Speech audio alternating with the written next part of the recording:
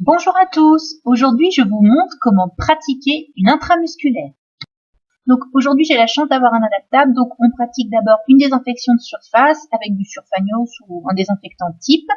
On se lave les mains, enfin lavage simple, et ensuite on installe le matériel sur notre plan de travail propre. Donc on aura besoin d'une seringue, d'une aiguille 21G pour piquer, d'une aiguille 18G pour prélever le produit dans la seringue, de coton, d'une paire de gants non stériles, d'alcool, le produit injecté et la boîte à aiguilles. Donc moi je vais vous faire le soin avec du sérum physiologique, ça s'injecte pas en IM mais j'avais que ça malheureusement. Donc quel que soit le médicament, vous surveillez la date de péremption. Vous ouvrez l'emballage de la seringue en la laissant dans la partie plastique transparente. Vous ouvrez ensuite l'aiguille 18G, vous retirez l'emballage et vous l'adaptez au bout de votre seringue. Et ensuite, vous prélevez le produit. Donc, ça peut être soit une poudre à reconstituer avec un solvant, soit directement un produit. Donc, vous faites attention en le prélevant à ne pas toucher le piston avec vos doigts, bien entendu. Donc, comme vous voyez là, mon doigt ne touche absolument pas le piston. Et vous videz ensuite les éventuelles bulles d'air qui sont dans votre seringue. Vous enlevez ensuite l'aiguille que vous mettez dans la boîte à aiguilles et vous adaptez la seconde aiguille 21G qui, elle, va vous servir à piquer, donc à injecter le produit dans le muscle du patient.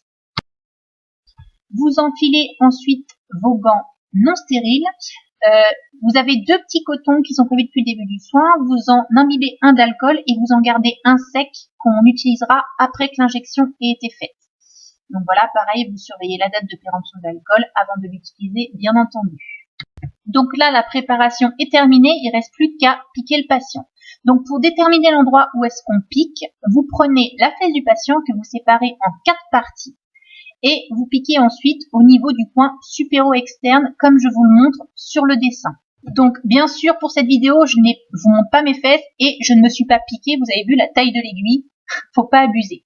Donc vous voyez sur mon bras, j'ai pas utilisé mes fesses, vous faites la croix, vous prenez le quart supéro-externe, vous faites une désertion en escargot, vous jetez le coton dans l'éco-box et ensuite vous venez piquer la peau du patient bien perpendiculairement, d'accord? Donc une fois que l'aiguille est enfoncée, avant d'injecter le produit, il faut faire un retour veineux pour vous assurer que vous n'êtes pas dans une veine et bien dans le muscle. C'est important parce que les produits qui s'injectent en IM ne s'injectent absolument pas en IV.